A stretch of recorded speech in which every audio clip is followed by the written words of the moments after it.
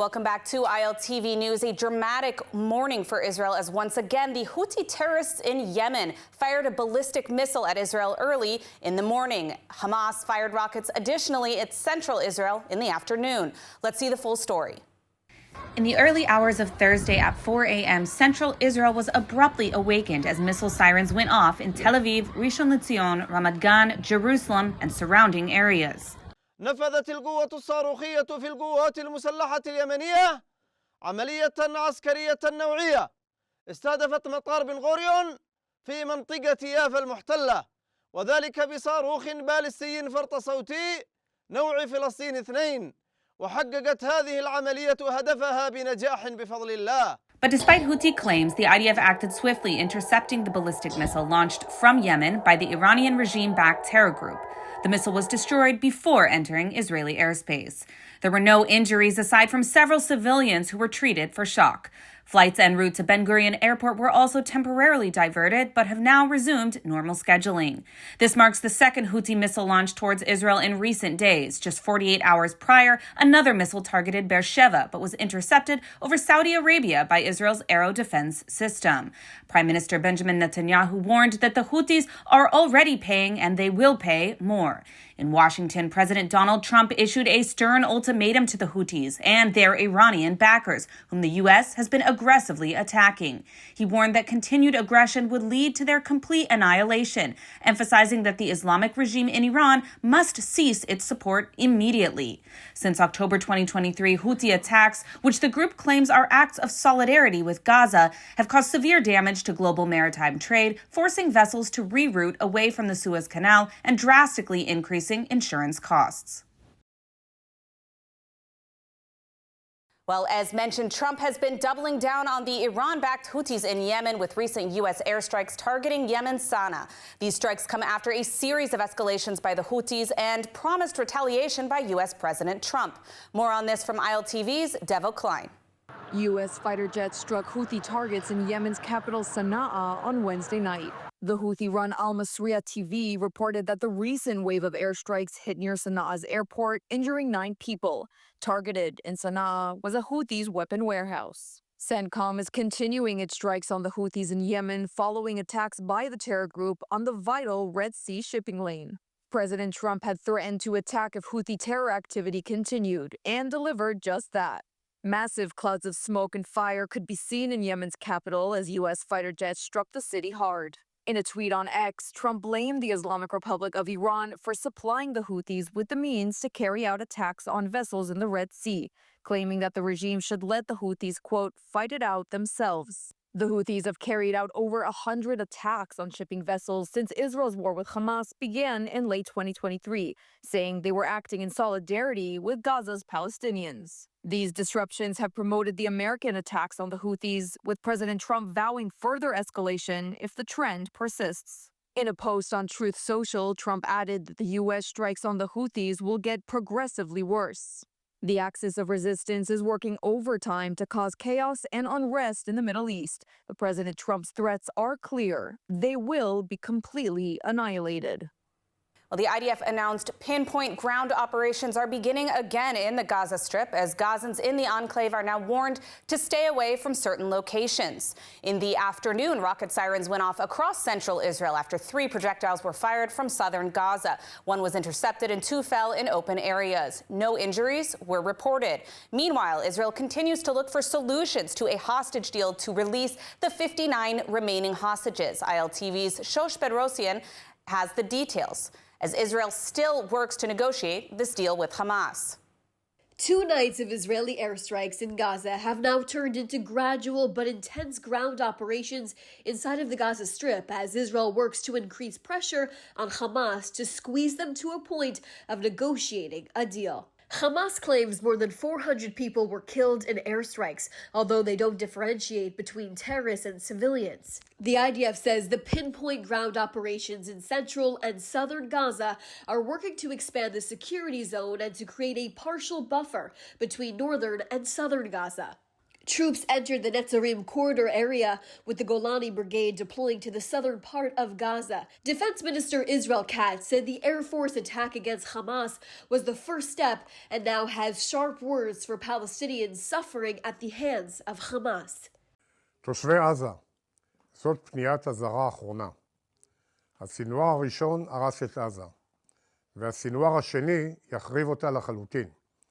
תקיפת חיל האוויר נגד מחבלי החמאס הייתה רק הצעד הראשון. ההמשך יהיה קשה בהרבה, ואתם תשלמו את מלוא המחיר. בקרוב יתחיל שוב פינוי האוכלוסייה מאזורי הקרבות. אם לא ישוחררו כל החטופים הישראלים, והחמאס לא יסולק מעזה, ישראל תפעל בעוצמות שעוד לא הכרתם. The IDF says the airstrikes were planned in advance, and they took into the account the hostages still being held by Hamas, where they believe 24 of them are still alive. The IDF says the strikes were launched as they noticed Hamas planned to carry out more attacks on army positions in the buffer zone in Gaza. And we said this and we meant this, that we will never let them commit another October 7th, and we meant it. And we saw them planning terror attacks against our civilians, and we decided to act against it and to prevent this. And we carried out a series of preemptive strikes against those terrorists and against many terror targets throughout the Gaza Strip. As the Israeli offensive continues, Israel is still hoping they can secure a deal to release the hostages and force Hamas to step down from power in the Gaza Strip. As talks remain in a standstill, a Hamas spokesperson said on Wednesday they welcome and are open to discuss any proposal based on the second phase of the established ceasefire deal. Hamas also issued a direct threat after the IDF retook the Netzarim corridor, saying they hold Israel and its leadership responsible for the consequences of the ground incursion in Gaza, which they say violates the ceasefire agreement. Emily, 59 hostages are still in Hamas captivity at this time, including the bodies of those who were killed on October 7th or killed while in Hamas captivity. Now, the released hostages and the families of hostages are urging the government to go back to the negotiating table with Hamas to secure the release of everybody still left in Hamas captivity at this time. And they're asking the government and the IDF to act with caution, as some of those are still alive in captivity at this time as this ground offensive continues. As Israel and the U.S. both are actively fighting against terror groups in the region, here with us to discuss the situation is the former Deputy National Security Advisor and Senior Fellow at the INSS, Chuck Freilich. Chuck, thank you so much for joining us. Always a pleasure to have you on. To start, after last night, where do you expect this conflict with the Houthis to go, given that the U.S. is actively engaging in this fight? Will we see continued missiles on Tel Aviv? Well, I would imagine that this missile wasn't the last one. I don't know what the Houthis are going to do beyond that. They're in a tough position. On the one hand, it would be maybe foolhardy on their part to ignore Trump's warnings, and at the same time, they can't really be seen to be caving in completely. So maybe for them, the solution to the quandary, so to speak, will be occasional, hopefully isolated missile attacks on Israel. And hopefully not at 4 a.m. Now, pivoting a little bit to... Hopefully it won't happen, but... Exactly. Exactly. Now, pivoting to Gaza, there is tremendous pressure now. The IDF began their ground operation again. Already we're seeing some successes, but what's the end game here? Well, that's a very good question. What can we do now that we couldn't do in the course of almost a year and a half of essentially uninterrupted fighting? Is there some great new military maneuver that we have up our sleeves? I don't know many experts who believe that to be the case.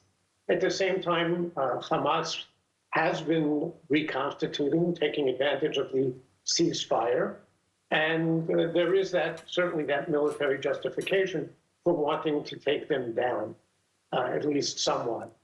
At the same time, I think it is very hard and, in essence, impossible to divorce what's happening from the domestic political crisis in Israel and the prime minister's attempts to basically remain in office at all costs and do just about anything to that end.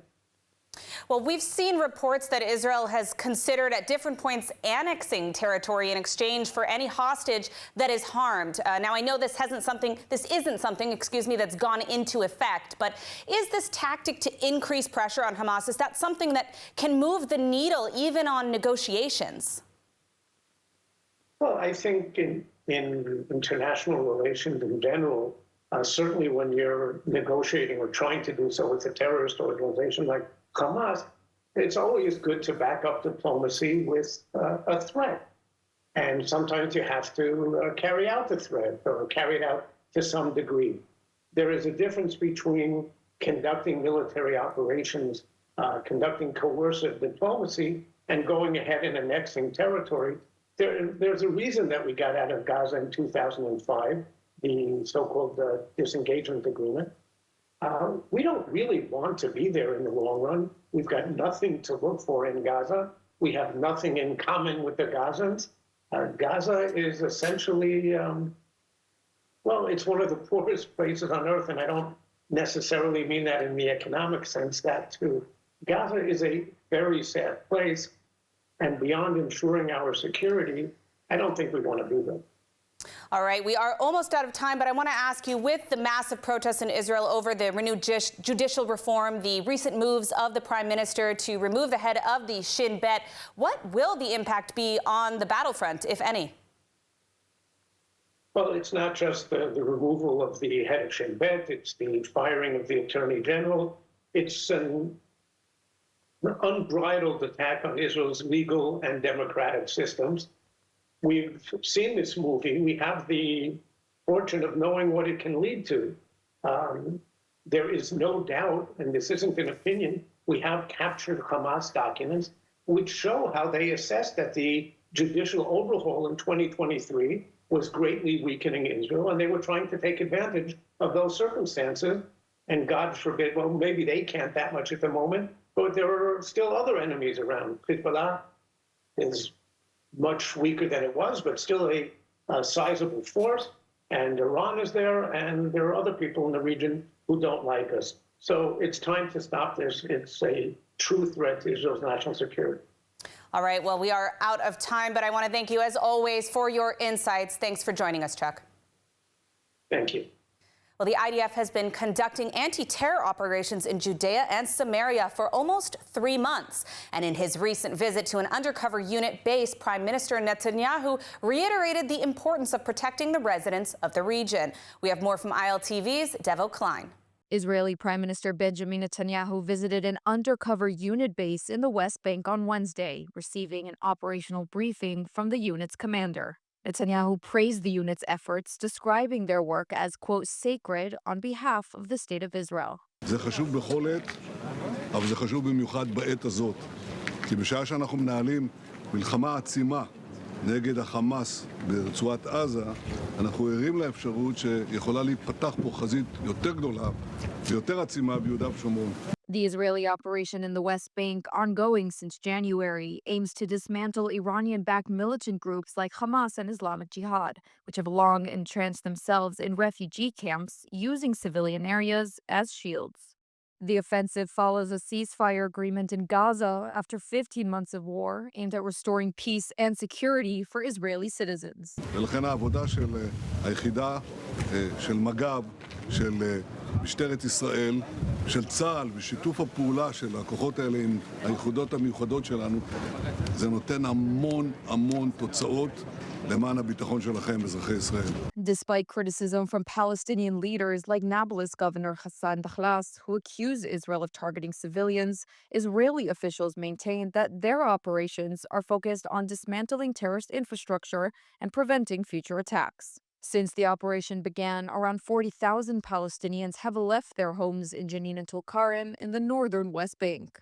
Israel asserts that its actions are necessary to protect its citizens from terrorism and secure its borders against future threats. In a fiery post on Wednesday, Prime Minister Benjamin Netanyahu accused the leftist deep state in Israel of attempting to thwart the will of the people, drawing a parallel to similar actions in the United States. His comments, quickly deleted from the Prime Minister's official account, were reposted on his personal profile, where Elon Musk showed support with a 100 emoji. Netanyahu's son Yair added that the U.S. is watching closely. However, the president's office swiftly responded, reaffirming Israel's independent judiciary. Opposition party Yesh Atid condemned Netanyahu's remarks, calling them dangerous and conspiratorial. Netanyahu then posted a video on Instagram with the song Unstoppable, explaining that the deep state, which he claims leans left, seeks to control the government despite election outcomes. The controversy comes amid the ongoing Qatargate scandal involving Netanyahu's aides. For generations, owning a home in Eretz Yisrael has been a cherished dream, one of faith, heritage, and belonging. Now, with Sparta Real Estate, that dream is within reach. From the spiritual heart of Jerusalem to the vibrant Jewish life of Ra'anana, the seaside beauty of Netanya, or the energy of Tel Aviv, Eliyahu Kleinman will guide you every step of the way. With beautiful homes at various price points and all bureaucracy handled for you, it's never been easier. Scan the QR code now, and Eliyahu will personally help you find your home in Israel. The Trump administration is cracking down on terror supporters in U.S. universities. Federal agents are targeting foreign nationals who have openly promoted Hamas and other anti-American terror groups. Several students and a professor have been arrested and now face deportation. Let's see the latest. Columbia University student and Hamas supporter Mahmoud Khalil was arrested by ICE on March 8th over his support for Hamas and role in radical anti-Israel protests.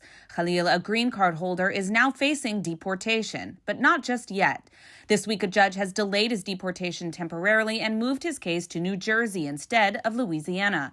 Khalil has claimed he is a political prisoner despite evidence of his actions on campus, allegedly distributing Hamas materials to students.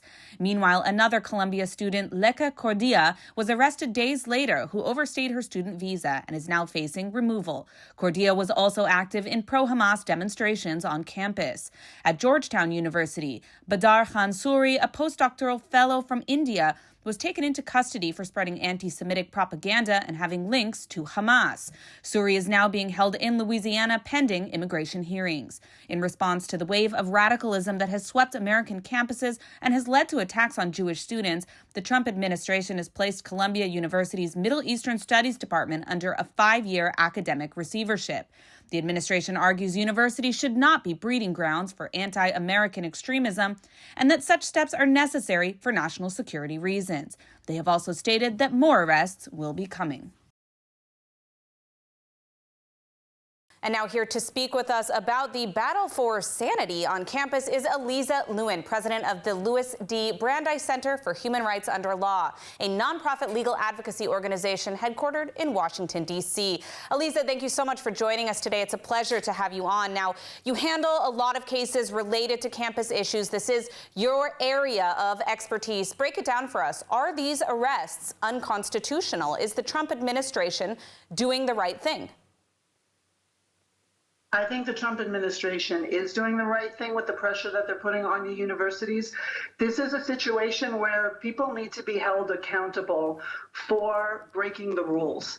And what we're seeing is that students on campus are vandalizing property, they're disrupting classes, shutting down classes, they're assaulting students, and they're not being held accountable. And there are, in fact, university faculty sometimes who are blocking the ability of universities to impose meaningful discipline. And so I think that what you're seeing from the Trump administration is an effort to make sure that the universities show that they are enforcing their rules and that people will be held accountable. So I think it is important what they're doing. Now, looking at Mahmoud Khalil's case specifically, we've learned it's now been moved to New Jersey from Louisiana. What impact will this have, and how do you respond to the claims that his civil rights are being violated? Well, I think everyone, and there should be due process, and he should be entitled to the hearing, and we need to hear what the evidence is. And so what the court has done is they've moved it to New Jersey because they felt that was where he was arrested as opposed to the facility where he has now been moved. And so that is fine. I mean, he should be able to have his hearing. And if the court has said it should be in New Jersey, I believe the government lawyers have said that is fine.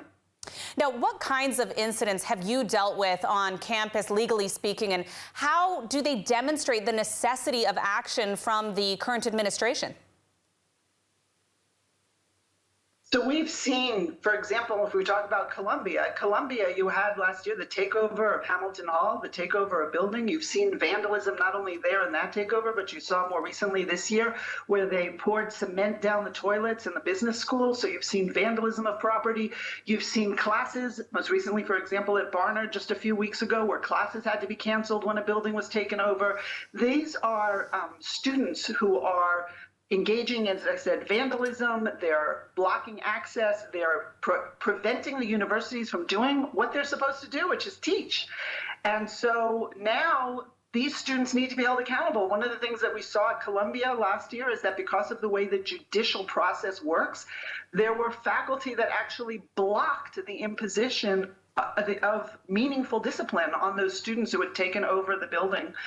And so in the latest letter that the Trump administration sent to Columbia, they said that one of the things that they urged the school to do was to change this disciplinary process to move it under the university president's jurisdiction in order to make sure that they can impose their rules and show the students that when you violate the rules, there will be consequences.